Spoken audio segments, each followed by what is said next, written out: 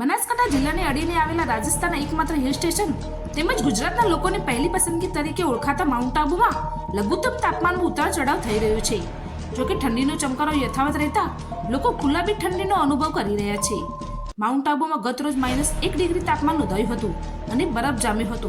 જોકે આજે લઘુત્તમ તાપમાનમાં વધારો થતા બુધવારે 1 ડિગ્રી તાપમાન નોંધાયું હતું.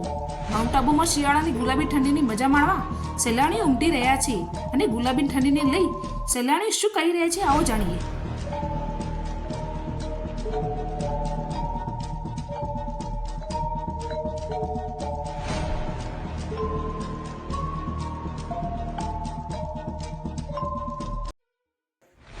बिल्कुल ठंड तो बहुत है लेकिन मज़ा ही आ जाता है ठंड में इन पहाड़ों में घूमने का. यहाँ शिकारा राइड करने का औसम मौसम है और आप लोग ज़रूर आइए.